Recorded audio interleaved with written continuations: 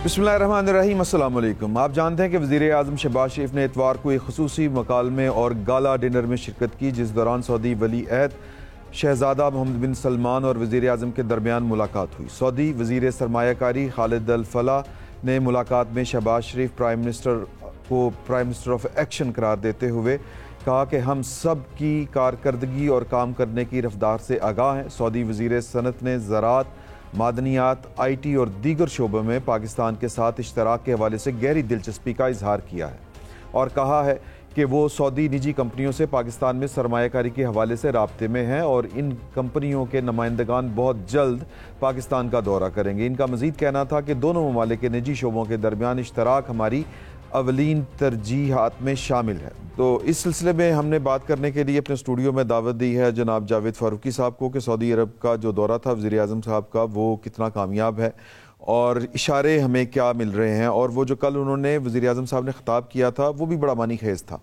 जिसमें उन्होंने पाकिस्तान में कर्ज़ों के हवाले से बात की कि पाकिस्तान के कर्ज़े जो हैं वो बेसिकली हमारा फंदा बन चुके हुए हैं। और इसके साथ उन्होंने ये भी बात कही कि हम बड़े वसी पैमाने के ऊपर इस्लाहात लेके आ रहे हैं।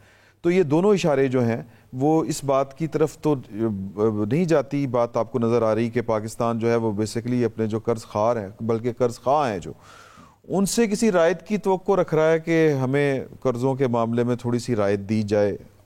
आपको लग रहा है ऐसा? देखिए इमरान साहब, सबसे पहले तो ये कि वज़ीर आज़म का जो दौरा सऊदी अरब है ये इस लिहाज से बहुत ज़्यादा अहम है कि इसमें हमें एक कंटिन्यूटी नज़र आ रही है। ठीक, पाकिस्तान जो एक आइसोलेशन से निकल रहा है, एक तन्हाई से निकल रहा है, सही। और वो मेरा नहीं ख्याल है कि उसमें आपको और मुझे कोई ज़्यादा वजूहात तलाश करने की ज़रूरत है कि क्यों आइसोलेशन में क्यों गया था।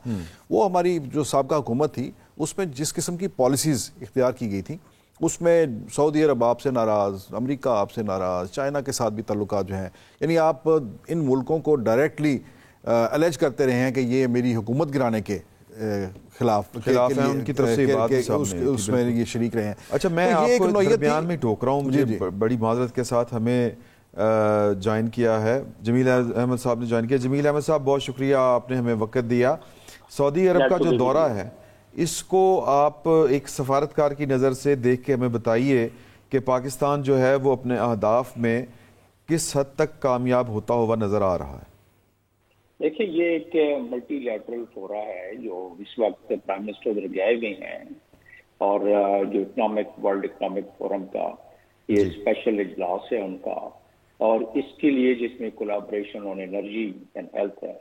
लेकिन जब भी ऐसे प्लेटफॉर्म पर दुनिया के लीडरान आते हैं तो बहुत सारी और गुफ्तगू होती है और ये एक मल्टीलैटरल डिप्लोमेसी में मामला तब्दील हो जाते हैं। और प्राइम मिनिस्टर जब वो पैनल डिस्कशन में भी थे तो उन्होंने टू स्टेट थ्योरी के बारे में, गाजा के बारे में बात की। जब डेविड कामरान ने गाजा के हवाले से और इजराइल के हवाले से बात की, उसके बाद आ जाते हैं कि जो खास तौर पे इम्पैक्ट पाकिस्तान पे होना है और इम्पैक्ट पाकिस्तान पर, पाकिस्तान की कमाई इसी में रही है पिछले दिनों और पिछले सालों में कि मल्टीलैटरल फोरा पर मल्टीलैटरल डिप्लोमेसी में कोई पेशरफ्त नहीं कर सके, बल्कि बड़े कमजोर रहे। अब ये अच्छी खुशाइन बात है कि एक तरफ ईरान की साइड से हमने अपने मामलात बेहतर बहुत अच्छे कर लिए बल्कि, और दूसरी तरफ सऊदी अरब से प्राइम मिनिस्टर की ये जो एंगेजमेंट है या पाकिस्तान की जो एंगेजमेंट है, और खासतौर पर डिफरेंट लेवल पर, हाई लेवल, जो इसी महीने की मिड में उनके सऊदी अरब का डेलीगेशन और उनके फॉरेन मिनिस्टर और बाकी, ये तमाम चीजें एक कंसिस्टेंसी जाहिर करती हैं। और डिप्लोमेसी नाम है कंसिस्टेंसी और कंटिन्यूटी का। तो इस कंसिस्टेंसी और कंटिन्यूटी से ये अंदाजा होता है कि पाकिस्तान ने जो अपने प्रोजेक्ट्स पिच किए हैं, और तकरीबन वो 30 बिलियन तक के प्रोजेक्ट्स पिच किए हैं, उसमें से 30 बिलियन नहीं तो अगर काफी हद तक उसमें से मटेरियलाइज हो जाए तो ये जो कंसिस्टेंसी और कंटिन्यूटी है वो काफी आगे बढ़ जाएगी, बल्कि इसमें कुछ इसके फ्रूट्स मिलना शुरू हो जाएंगे। और प्राइम मिनिस्टर ने आज भी जिक्र किया इस फोरम पर, और उस पर जिक्र करते हुए उन्होंने बताया कि पाकिस्तान ने क्या क्या हमारे पास किन किन चीजों में हम काफी मददगार साबित हो सकते हैं। पाकिस्तान ने जिक्र किया कि एक्सपोर्ट एनहांसमेंट में हमारे पास क्या मसला है। एक चीज जो प्राइम मिनिस्टर को नहीं जिक्र करना चाहिए था कि हमने ब्लैक शीप्स को निकाल दिया है पाकिस्तान में से, वो हमारे अपने इंटरनल मामला इशू था हमारा। तो उसके अलावा मजमूई तौर पर ये इस किस्म के इंगेजमेंट, और अगर इस किस्म के इंगेजमेंट में इस किस्म की पॉजिटिव अगर ट्रेंड आ जाए और वहाँ ऐसे लोग शामिल हों जैसे डेविड कैमरॉन उस पैनल में शामिल हैं जो बात हो रही है, मडोना के सीईओ, इसी तरीके से डिलॉयट के चेयर, और इसी तरीके से बड़े बड़े जो फाइनेंशियल इंस्टीट्यूट्स हैं उनके इदारे भी वहाँ मौजूद होते हैं, तो यकीनन उसमें उस पर काफ़ी उसके मस्बत असरात होते हैं। आगे जो हमारी मुल्की मल्टीलैटरल डिप्लोमेसी है या जो इन्वेस्टमेंट है जिस उसके जरिए हमारे पास इन्वेस्टमेंट आ सकती है। प्राइम मिनिस्टर ने बड़े वाज़ेह अल्फाज में वहाँ शहबाज शरीफ ने बताया है कि हमें क्या नुकसान होते रहे हैं फ्लड में, हम पहले भी बात करते रहे हैं, लेकिन जैसे मैंने कहा कि इसमें एक तसलसल के साथ बात की जाए तो उसका होता है, इम्पैक्ट होता है। तो उसके हवाले से बताया कि पाकिस्तान किन किन डेवस्टेशन से गुजर रहा है और पाकिस्तान की जो इस वक्त हालात हैं इकोनॉमिक के, उस पर भी वजाहत की। तो इन तमाम का मकसद क्या है? मकसद इन तमाम का ये है कि पाकिस्तान ऐसे स्पॉटलाइट में आए जहाँ के लोग जो भी इस वक्त दिए हुए हालात हैं उसमें पाकिस्तान के साथ फाइनेंशियल लेन देन में अपने ज्यादा सहूलत महसूस करें और कुछ न कुछ कॉन्फिडेंस का लेवल बढ़े। जाहिर है कॉन्फिडेंस का लेवल बढ़ाने के लिए ये बड़े मल्टी डायमेंशनल किस्म के इसमें एफर्ट्स करने पड़ते हैं। तो उस लिहाज से अगर देखा जाए तो बिल्कुल मस्बत पेश। अच्छा, ये जो आप एक कामयाब सफारतकार हैं, आपकी उम्र सफारतकारी में गुजरी है, माशाल्लाह बड़ा तजर्बा है आपका। एक लेमैन की हैसियत से मैं ये जानना चाह रहा हूँ कि आम तासुर ये है कि दुनिया दो ब्लॉक्स में इस वक्त है, चीन और अमेरिका। अब ये अमेरिकन जो टाइज़ हैं जो हमें नज़र आती हैं सऊदी अरब की सूरत में, और जो वर्ल्ड इकनॉमिक फोरम है आप उसको भी अगर ज़हन में रखें, तो एक तासुर ये है कि शायद पाकिस्तान में जो है वो इस तरफ जाएगा तो सी पैक जो है वो ज़रा दूर हो जाएगा, या चीन के साथ हमारे उस तरह से मामलात आगे नहीं बढ़ सकेंगे, पाकिस्तान को एक साइड पे रहना पड़ेगा। ये एक आम तासुर है। आपको क्या लगता है कि ये आप किस तरह एक आम आदमी को समझाएंगे कि एक ही वक्त में पाकिस्तान अपने दोनों टारगेट्स अचीव कर सकता है? ये मुमकिन है उसके लिए? देखिए, हमारी तो शुरू से ही पॉलिसी रही है कि हम कोई साइड ना लें, लेकिन आपके सवाल में बहुत ज्यादा वजन है। ये तासुर से हटकर अब तो ये एक लोगों के जहन पर इस पे एक बिल्कुल क्लियर होता जा रहा है कि आज नहीं तो चंद बरस बाद हमें कोई ना कोई साइड लेनी पड़ेगी। हमें साइड का आगे जाके खुद ब खुद हम उस तरफ ड्रिफ्ट होना शुरू हो जाएंगे, साइड की तरफ हम ड्रिफ्ट होना शुरू हो जाएंगे। लिहाजा वो अभी स्टेज नहीं आई है और उसमें भी काफी वक्त बाकी है, लेकिन जब तक कि वो वक्त है इसको ट्रांसफॉर्मेशनल या ट्रांजिशनल स्टेज कह सकते हैं। इसमें अभी कई बरस तक हमें इससे इज्तनाब करना होगा और हमें कई बरस तक ये तासुर नहीं देना होगा कि हम किसी एक मुल्क से अगर ताल्लुकात रख रहे हैं तो दूसरे मुल्क के कास्ट पर, या किसी एक ब्लॉक से हमारे ताल्लुकात हैं तो हम दूसरे ब्लॉक के कास्ट पर। इसीलिए एक तरफ हम चाइना के अपने इंगेजमेंट हमने रखी हुई है और सी पैक के प्रोजेक्ट चल रहे हैं, और दूसरी तरफ हम ये जो वेस्ट के ज्यादातर ये जिन पे नुमाइंदगी है उन फोरम्स पर भी हम ये कर रहे हैं। गल्फ की जाहिर है लीनिंग टूवर्ड्स यूनाइटेड स्टेट्स है, लेकिन उसके साथ साथ गल्फ ने भी खुद भी अपनी लीनिंग और अपने रवाबत जो ईरान से किए हैं वो इस बात की गमाजी करते हैं कि वो भी एक बैलेंसिंग फैक्ट के साथ चलना चाहते हैं। आपकी बात दुरुस्त है कि वर्ल्ड खुद ब खुद दो ब्लॉक्स में बट रही है, बल्कि बढ़ चुकी है। जब तक कि चाइना कंटेनमेंट पॉलिसी जारी रहेगी, जिसको कि जारी रखा जाएगा, जिसके के बिल्कुल इशारे क्लियर हैं, और उसको जब तक वो जारी रहेगा उस वक्त तक हमें ये दो ब्लॉक में नजर आएगी।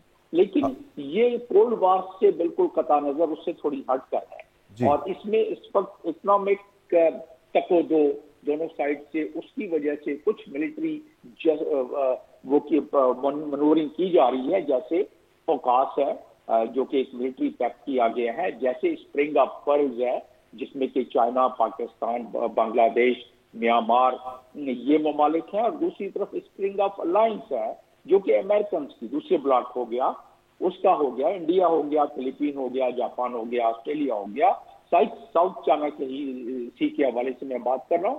تو یہ، اور اسی طرح اگر آپ رشین اور چائنیز کو دیکھیں، Russian relation with Iran, S C O کو اگر آپ دیکھیں، شنگھائی کوآپریشن آرگنائزیشن کو دیکھیں، پاکستان کی پوزیشن اس میں دیکھیں، تو یقیناً ہم اس وقت دونوں سائڈ پر تقریباً بیلنس کر کے چلنے کی کوشش کر رہے ہیں. بہت دشوار لیکن بہت اہم بات ہے، ہم افورڈ نہیں کر سکتے. بالکل ٹھیک ہے. آخری میں آپ سے جو سوال پوچھنا چاہ رہا ہوں وہ ہے کہ نواز شریف صاحب اگرچہ ایک نجی دورے کے اوپر چائنا میں ہیں، یہ کوئی بیک ڈور ڈپلومیسی ہے؟ یہ انگیج کیا ہے ہم نے چائنا کو؟ کیونکہ بظاہر ہمیں لگ رہا ہے، نظر آ رہا ہے بطور ایک عام شہری کے، ایک عام پاکستانی کے، سی پیک جو ہے اس پر پاکستان کی طرف سے بھی اتنی کوئی گرم جوشی نہیں ہے، نہ چین کی طرف سے، جو آج سے کوئی 10-12 سال پہلے جس طرح ہمیں چیز نظر آ رہی تھیں کہ بڑی تیزی سے کام ہو رہے تھے، سڑکیں بن رہی تھی، جال بچ رہے تھے، ایکسٹرا جو ہے وہ بجلی کے کارخانے لگ رہے تھے کہ سی پیک کے اوپر جب انڈسٹریل زون بنیں گے تو یہاں پر بجلی کی کھپت ہوگی. اب وہ گرما گرمی وہ ہمیں جو ہے نظر نہیں آ رہی. تو آپ کو کیا لگ رہا ہے اس ساری صورتحال میں کہ یہ کوئی بیک ڈور ڈپلومیسی تو نہیں نواز شریف صاحب کا دورہ؟ نہیں، نواز شریف کا دورہ تو ظاہر ہے ان کا بیک ڈور ڈپلومیسی کو کسی تصور کیا جا سکتا ہے، اور کیونکہ ان کی اہمیت اپنی جگہ پر ہے، 3 مرتبہ پرائم منسٹر رہ چکے ہیں اور ان کے بھائی پرائم منسٹر ہیں، تو وہ اہمیت تو اپنی جگہ پر ہے، اور اس کے وہ یقیناً اس ڈپلومیسی کو فارمل طور پر تو نہیں لیکن انفارمل طور پر کر سکتے ہیں وہ، اور کر رہے ہیں. لیکن پیپل ٹو پیپل ڈپلومیسی جو ہے اس کا ایک بہت بڑا اثر ہوتا ہے.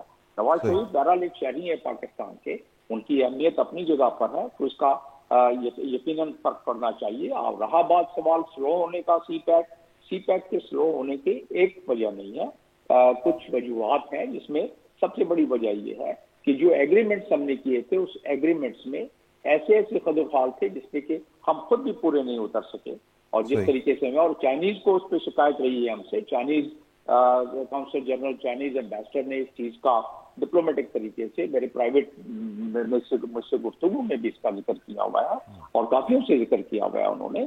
تو اس لحاظ سے دیکھا جائے تو یس تھوڑا مدم ہوا تھا، پچھلے سالوں میں برسوں میں زیادہ مدم ہوا تھا پچھلی گورنمنٹ میں، اب اس کو دوبارہ تھوڑی سی انرجائز کرنے کی کوشش کی جا رہی ہے، اور مجھے اندازہ ہو رہا ہے کہ اس کی وجہ سے ہمارا جو سی پیک فیز 2 ہے اس میں تھوڑی سی پیش رفت شروع ہوئی ہے دوبارہ. جی بہت شکریہ جمیل صاحب آپ کا وقت دینے کا، اور بڑا اچھا انہوں نے ہمیں ذرا روشناس کروایا سارے معاملے کے اوپر.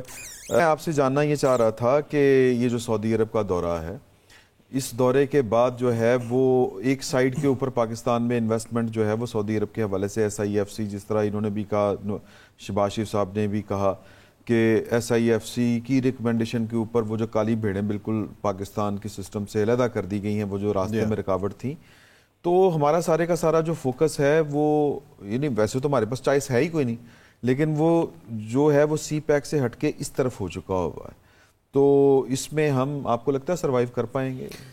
دیکھیں پاکستان اعتماد جو ہے وہ MBS ہو جائے گا؟ نہیں، دیکھیں پاکستان کی جو سیاست ہے اور پاکستان کی جو معیشت ہے، ان دونوں حوالوں سے امریکہ، یورپ، یعنی یہ امریکی بلاک بشمول سعودی عرب کو بھی آپ وہیں دیکھیں گے، ان کا بہت اہم کردار ہے، اور پاکستان کی معیشت کے اندر ان کا شیئر بہت بڑا ہے. صحیح. یعنی اگر آپ پاکستان کی ٹریڈ دیکھیں تو اس میں جو میجر شیئر ہے وہ آپ کا امریکہ اور یورپ کے ساتھ ہی ہے. جی ہاں، آلموسٹ 70% آپ کی ایکسپورٹس جو ہیں وہ امریکہ اور یورپی مارکیٹ ہے اس کی، اور اس بات کا اظہار انہوں نے کیا بھی، امریکی اسپوکس پرسن نے اپنی بریفنگ میں. تو یہ تو ایک جانی مانی چیز ہے، اس سے تو آپ اس سے انکار کر نہیں سکتے، ممکن ہی نہیں. تو یہاں پر کل جو ایک فورم تھا وہاں پر تو وہ ظاہر ہے کہ دنیا کو یہی بتا رہے ہیں پاکستان کے مسائل کیا ہیں. دوسری طرف ان کی وہیں پر ملاقات تھی سعودی ولیعہد سے، وہ بھی اسی حوالے سے کہ سعودی عرب کے ساتھ جو پاکستان کے اندر سرمایہ کاری کے حوالے سے جو باتیں چل رہی ہیں تو ان پر بھی ایک پیش رفت نظر آ رہی ہے. تو دیکھنے میں یہ آ رہا ہے کہ دنیا پاکستان کو اس کرائسس میں سے نکالنا چاہ رہی ہے. اب پاکستان آگے یہ جو ایک رسپانس آ رہا ہے اس کو ریسیو کرنے کے لیے کیا تیار ہے کیا اس کے لیے ہم یہاں پر وہ انوائرمنٹ تیار کر کے بیٹھے ہوئے ہیں؟ اس میں ایک تو یہ ہے کہ کیا آپ یہاں پر سیاسی استحکام آپ کے پاس موجود ہے؟ جو میں یہ سمجھتا ہوں کہ جو آج سے 1 سال پہلے جو صورتحال تھی اب وہ نہیں ہے، وہ نہیں، اب بہتر ہے کنٹرول انتخابات کے بعد ایک مستحکم حکومت پاکستان کے اندر موجود ہے۔ اس کے ساتھ ساتھ یہ ہے کہ دنیا یہ دیکھتی ہے، اور آئی ایم ایف کے پاس بھی جب ہم گئے ہیں تو وہ یہ کہتے ہیں کہ آپ کا جو مالیاتی نظام ہے اس کے اندر بہت سارے جو ہیں وہ فلاز ہیں، ان کو ٹھیک کرنا چاہیے۔ تو پرائم منسٹر نے کل اس چیز کی بھی وہاں پر نشاندہی کی کہ ہم یہ اصلاحات کر رہے ہیں۔ ایک چیز جس کی انہوں نے وہاں پر نشاندہی کی اور جو پاکستان کی معیشت کے لیے بہت زیادہ اس وقت مسئلہ بنا وہ انہوں نے کہا کہ مہنگے قرضے ہیں۔ جی، اب یہ مہنگے قرضے جو ہیں یہ کس کی طرف اشارہ ہے؟ یہ دیکھنے والی بات ہے۔ جو آئی ایم ایف کے قرضے ہیں وہ تو وہی ہوتے ہیں جو باقی دنیا کے ساتھ ہوتا ہے، اور آئی ایم ایف کے قرضے، آئی ایم ایف ہمارے ہاں عام طور پر بدنام زیادہ ہو جاتا ہے عمران صاحب، لیکن آئی ایم ایف کا جو رول ہوتا ہے جو بیل آؤٹ کرنے کا کسی کرائسس میں سے، ہم اس کو نظر انداز کر دیتے ہیں، تو ہم ایک رو میں بہہ جاتے ہیں۔ ہاں بالکل ٹھیک بات ہے۔ ایک تاثر یہ ہے کہ جی کہ یہ بس غلامی میں جگہ آئی ایم ایف کے شکنجے میں جکڑ لی۔ آئی ایم ایف کیا کہتا ہے؟ وہ یہی کہتا ہے نا بھی اپنی اکانومی کو ٹھیک کریں، اپنی اصلاحات کریں، یہ ایریاز ہیں یہاں سے آپ پیسہ نہیں لے رہے، ان کو کیوں آپ نے چھوڑا ہوا ہے؟ بالکل۔ اور یہ سبسڈی اگر بڑی کلیئر ان کی آئی ایم ایف کی جو سربراہ ہیں ان کی بڑی کلیئر سٹیٹمنٹ تھی کہ سبسڈی آپ ایسے لوگوں پر خرچ کر رہے ہیں، ارننگ زیادہ کریں، سبسڈی آپ ایسے لوگوں پر خرچ کر رہے ہیں جو اس کے مستحق نہیں ہیں، تو غربا پر سبسڈی جو ہے وہ خرچ کریں۔ تو اس وقت پاکستان کے لیے مسئلہ جو ہے 2-3 چیزیں ہیں جو بڑی جس کی نشاندہی انہوں نے بھی کی۔ ایک تو انرجی کرائسس ہے آپ کا، اس کے ساتھ ساتھ مہنگے قرضے ہیں، بالکل، پھر موسمیاتی جو ہے تبدیلیاں ہیں اس کی وجہ سے آپ کے ہاں سیلاب ہیں، یہ وہ اس سے وہ بہت بری طرح سے اس نے ہٹ کیا پاکستان کی اکانومی کو۔ یہ چیزیں جو ہیں ان کی پرائم منسٹر جو ہے انہوں نے اس کی نشاندہی کی ہے، اور میں یہ سمجھتا ہوں کہ پاکستان کے اندر میرا نہیں خیال ہے کہ اب حکومت کو کوئی اتنا مسئلہ ہوگا۔ اب اصلاحات کے اوپر بھی کام شروع ہے، اور جو دوسرا جو سیاسی استحکام والی جو بات ہے اس میں بھی کوئی ایسی شک و شبے والی بات نہیں۔ بس دیکھنا یہی ہے کہ جو دنیا کے ساتھ جو وعدے ہیں، دنیا کے جو وعدے ہیں، ہم انہیں کس حد تک مٹیریلائز کر سکتے ہیں، یہ آگے اور اپنی کیپیسٹی کتنی بڑھا سکتے ہیں۔ اس میں 100% عمران صاحب لیڈرشپ کے اوپر ڈیپینڈ کرتا ہے کہ آپ کی لیڈرشپ کیا اس کے اندر اپنا کردار ادا کرتی ہے اور کیا کردار ادا کرتی ہے۔ آپ کا بہت شکریہ۔ ایک چھوٹا سا وقفہ لیتے ہیں اور واپس آ کے ہم بات کریں گے پاکستان کے اندر کی جو سیاسی صورتحال ہے اس پر۔ پاکستان تحریک انصاف کے سابق وزراء جو ہیں ان کے نام ای سی ایل سے نکال دیے گئے ہیں، اس پر گفتگو ہوگی ایک وقفے کے بعد۔ Welcome back. وزیر اعلیٰ خیبر پختونخوا علی امین گنڈاپور، غلام سرور خان، مراد سعید، پرویز خٹک، شفقت محمود اور اعجاز شاہ کے نام ای سی ایل سے نکال دیے گئے ہیں۔ ای سی ایل فہرست سے نام خارج کیے جانے والوں میں علی زیدی، خسرو بختیار، اعظم سواتی، اسد عمر ایوب، محبوب سلطان، فواد چودھری، فروغ نسیم اور شیری مزاری بھی شامل ہیں۔ وفاقی کابینہ نے قومی احتساب بیورو کی سفارش پر پی ٹی آئی کابینہ کے سابق اراکین کے نام ای سی ایل سے نکالنے کی منظوری دی ہے۔ دوسری طرف عمران خان نے اپنے کل اس بیان پر یو ٹرن لے لیا ہے جو شیر افضل مروت کے ذریعے کل اسی پروگرام میں سامنے آیا تھا۔ کل دوپہر تک عمران خان اسٹیبلشمنٹ سمیت کسی بھی سیاسی جماعت سے بات چیت کرنے پر راضی نہیں تھے، مگر شیر افضل مروت کے اس انکشاف کے چند گھنٹوں بعد ہی عمران خان کی طرف سے 3 رکنی کمیٹی قائم کر دی گئی جو شبلی فراز، عمر ایوب اور اسد کیسر پر مشتمل ہے۔ اب سوال یہ پیدا ہوتا ہے کہ حکومت نے یہ نام جن کا ہم نے ذکر کیا ہے ای سی ایل سے کیوں نکالے؟ کیا عمران خان کے ساتھ درپردہ معاملات آگے بڑھ رہے ہیں یا پھر یہ سب محض ایک ضابطے کی کارروائی ہے، ایک قانونی عمل جو اپنا راستہ بنا رہا ہے؟ اسی پر گفتگو ہوگی۔ ہمیں ایز یوزول جوائن کیا ہے جناب جاوید فروکی صاحب نے۔ جاوید فروکی صاحب، یہ چل کیا رہا؟ کل شیر افضل مروت صاحب سے ہم نے پوچھا تھا کہ یہ فائنل ہے، یہ آخری پتہ ہے یا یہ کوئی پتے نہیں کھیل رہے، تو اس پر تو ان کو اب بڑا کانفیڈنس تھا اور وہ کہہ رہے تھے کہ نہیں، وہ خان صاحب نے بس نہ کر دی ہے، انہوں نے کہہ دیا ہے کہ جی کہ کس بات کے اوپر مذاکرات ہوں گے، کیا معافی مانگنے کے لیے مذاکرات ہوں گے؟ تو یہ کیا چل کیا رہا ہے؟ خان صاحب کی سیاست مجموعی طور پر جب سے آپ دیکھیں اسی طرح کی ہے، متلون مزاج ہے۔ صبح اگر ایک بات ہوتی ہے تو شام کو کچھ اور ہوتی ہے۔ کل ہی ہم نے یہ بات کی تھی، آپ نے یہ کہا تھا کہ ایک کارڈ کھیلتے ہیں پھر دوسرا کارڈ، میں نے کہا تھا یہ دوسرا کارڈ ہے جی، ابھی تیسرا بھی آئے گا۔ تو پھر اس کے بعد وہ کمیٹی آ گئی، ابھی ہم میرا خیال بات ختم کر کے اٹھے ہیں، باہر گئے ہیں، اور اس کے بعد جو ہے وہ کمیٹی بھی آ گئی۔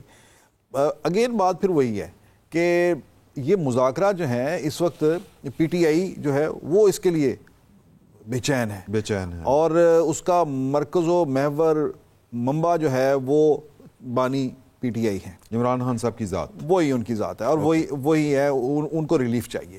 اب لاکھ آپ منہ سے یہ کہیں کہ مجھے ریلیف نہیں چاہیے، کل کیا کہہ رہے تھے شیر افضل؟ وہ کہہ رہے ہیں میں زندگی کے آخری گھنٹے تک، آخری پل تک جیل میں رہوں گا، میں ان سے بات نہیں کروں گا۔ 30 سال پوری زندگی رہوں گا جیل میں۔ سو پی ٹی آئی آہستہ آہستہ نیچے اتر رہی ہے، گراؤنڈ ریئلٹیز کو سمجھ رہے ہیں وہاں کے لوگ۔ اب مجھے بتائیں، کل اسمبلی بھی بڑی سموتھ چل رہی تھی انہوں نے، بالکل، اور چلے گی، سموتھ چلے گی۔ ہماری پہلے بھی ایک بار بات ہوئی تھی، میں نے آپ سے کہا تھا کہ جب یہ حکومت بنے گی تو یہ سٹینڈنگ کمیٹیاں ڈھونڈیں گے، جی، کمیٹیوں میں حصہ مانگیں گے، اور مانگ رہے ہیں، اور آپ نے دیکھا کمیٹیوں کو تقسیم ان کی ہوئی ہے اور اس میں انہوں نے پورا حصہ لیا ہے، تو یہ آخر ساتھ بیٹھے ہیں تو تقسیم ہوئی ہے نا۔ تو میں کل بھی یہ بات کہہ رہا تھا کہ پی ٹی آئی میں واضح طور پر ایک ڈیوائیڈ بھی ہے، ایک وہ ہیں جو اس سسٹم کا حصہ بن گئے ہیں اور وہ اس سسٹم کے ساتھ چلنا چاہتے ہیں، ان کی ایک حکومت بھی بن گئی ہے۔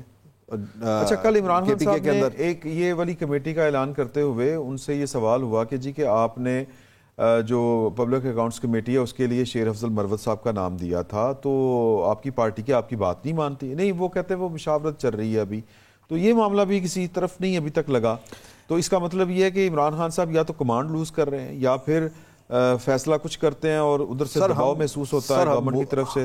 ہم میرا خیال بھول جاتے ہیں، جی آپ کو یاد ہے پنجاب کے اندر ہی لے لیں، ہم پنجاب کے اندر جو حکومت تھی کتنے یہاں پر انفارمیشن منسٹر آئے تھے اور چینج ہوئے تھے؟ ہاں جی، بڑے آئے تھے۔ وہ ایک بات تو فیاض چوہان جو تھے وہ بیچارے پریس کانفرنس کر رہے تھے، تو پریس کانفرنس میں رپورٹرز نے بتایا کہ آپ کی وزارت نہیں رہی۔ جی بالکل، تو قبلہ یہ تو وہاں پر شمشان بخاری صاحب آئے، شمشان بخاری صاحب ہی ہے۔ شمشان بخاری صاحب کا قصور یہ تھا کہ آپ اتنے زور سے ہٹ کیوں نہیں کرتے، یعنی بدتمیزی نہیں کرتے، یہی بات تھی۔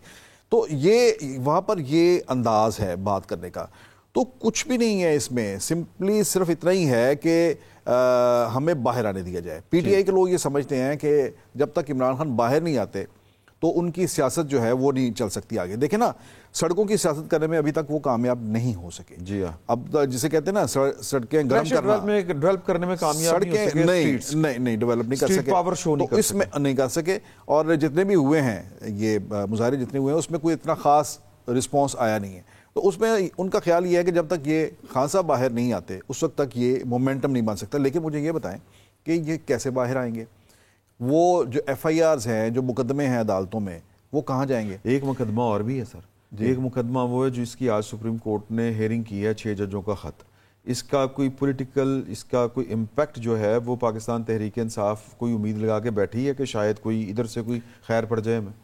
وہ تو بالکل، وہ ان کا تو یہ خیال ہے نا، جب سے یہ لیٹر، اس لیٹر کی سب سے زیادہ وکالت بھی تو انہوں نے کی نا، انہوں نے کی ہے، اور اس کے اوپر آپ فل بینچ بنائیں آپ، یہ ان کا یہ خیال ہے کہ اس سے شاید کوئی ریلیف ملے گا۔ لیکن بات یہ ہے کہ یہ تمام جو کیسز ہیں ان میں جو بھی ریلیف ملنا تو عدالت سے ہے، عدالت میں جائیں گے تو اس کے بعد ہی ہے، اور جو ادروائز جو کشیدہ کاری ہے جس کی وہ امید لگا کر بیٹھے ہیں، وہ بھی ایسے نہیں ہوتے جیسے وہ کہتے ہیں کہ یہ کمیٹی بنا دی ہے کہ مذاکرات کرنے ہیں، اسٹیبلشمنٹ سے مذاکرات کرنے ہیں۔ مجھے بتائیں کبھی اسٹیبلشمنٹ سے مذاکرات کے لیے کبھی کمیٹیاں بنی ہیں سیاسی پارٹیوں کی؟ انہوں نے بنائی تھی 2 دفعہ پہلے باجوہ صاحب کے لیے، پہلے بھی انہوں نے بنائی، عمران خان صاحب نے، لیکن میں پہلے بھی میں یہ کہتا رہا ہوں، لیکن وہ بھی مذاکرات کامیاب نہیں ہو سکے تھے، وہ بھی نہیں کامیاب ہوئے تھے۔ یہ جو انداز ہے کہ اسٹیبلشمنٹ سے مذاکرات کریں گے، یہ بھی اسٹیبلشمنٹ کو انڈر پریشر لانے کے لیے یہ اسٹیٹمنٹ ہے ساری، اور یہ انہیں یہ باور کرانے کے لیے اور پبلک میں یہ باور کرانے کے لیے کہ یہ سارا شو جو ہے اسٹیبلشمنٹ چلا رہی ہے اور انہی کی وجہ سے یہ سارا کچھ ہے، اور ہمیں ریلیف بھی جو ملنا ہے وہاں پر ملنا ہے۔ اب یہ دیکھیں نا، یہ اقدام جو ہے یہ سب سے بڑا تو آپ کا خود ایک عدم اعتماد ہے عدلیہ پر، ٹھیک، کیسز آپ کے عدالتوں میں ہیں، ریلیف آپ مانگ رہے ہیں اسٹیبلشمنٹ سے، آپ کا کیا خیال ہے کہ وہ آپ کو عدالتوں سے ریلیف لے کے دیں گے؟ بالکل صحیح، درست بات ہے، آپ کا بہت شکریہ۔ ایک چھوٹا سا وقفہ لیں گے اور واپس گفتگو کریں گے کہ پاکستان کے اندر ایک نائب وزیر اعظم کا عہدہ تو نہیں ہے لیکن شخصیت اس عہدے کے اوپر بیٹھ چکی ہوئی ہے، عہدہ نہ ہونے کے باوجود۔ اسحاق ڈار صاحب کی بات کر رہے ہیں، پاکستان مسلم لیگ نون اچیو کیا کرنا چاہ رہی ہے اس سارے عمل کے ذریعے، اس پر گفتگو کریں گے ایک چھوٹے سے وقفے کے بعد۔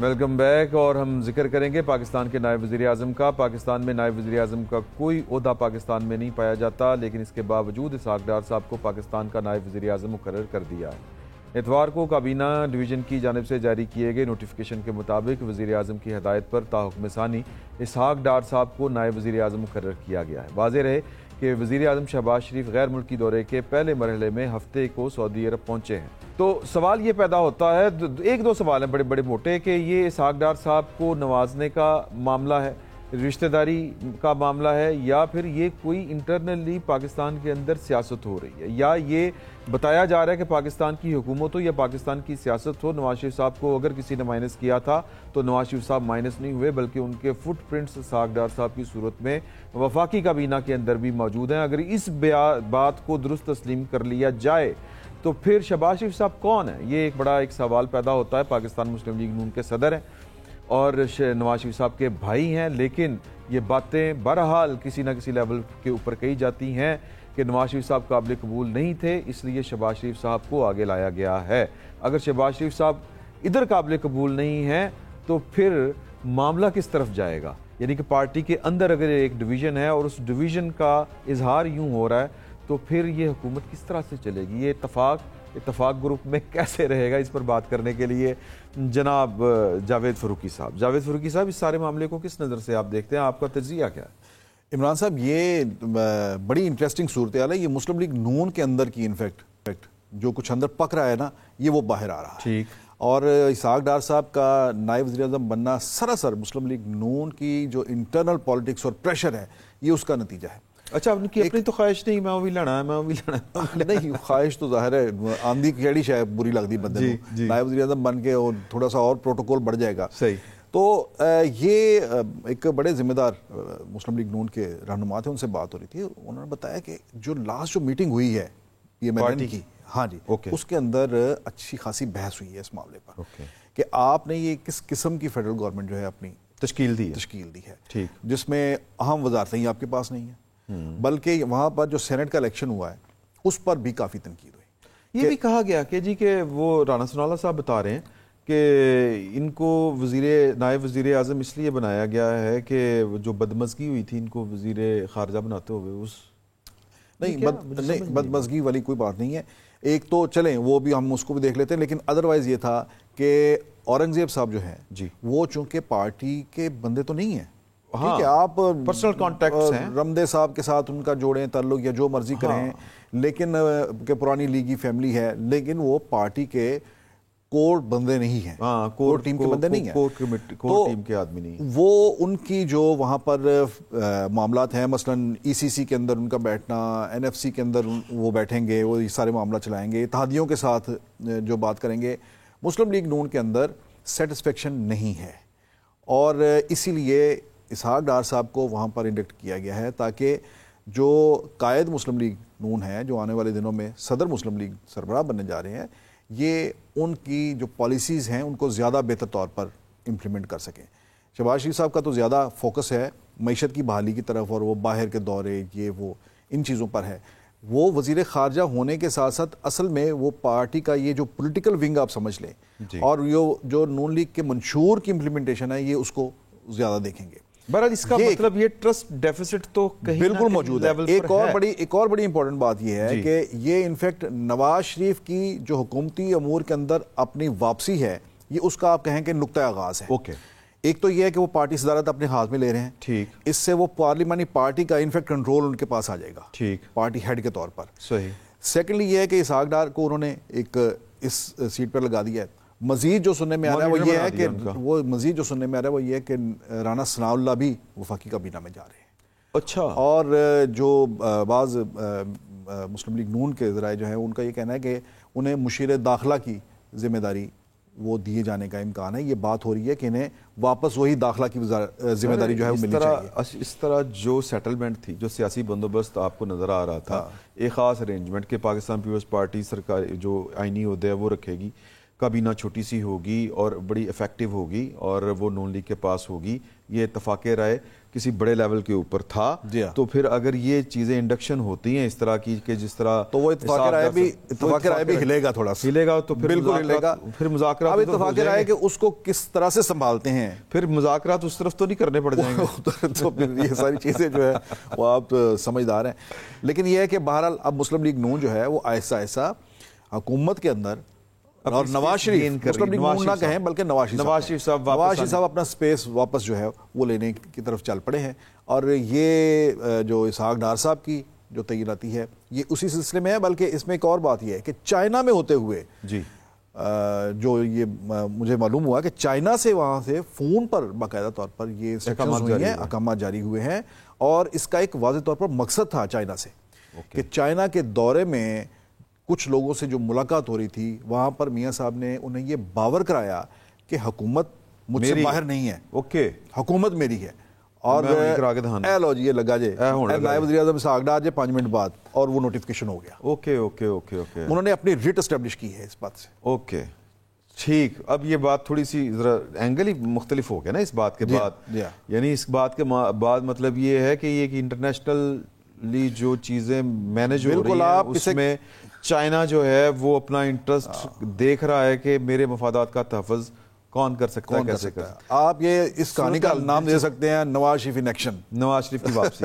چلیں جی، انشاءاللہ کل آپ کی پھر خدمت میں حاضر ہوں گے نئے واقعات اور نئے دوستوں کے ساتھ. فی الوقت اتنا ہی، بہت بہت شکریہ.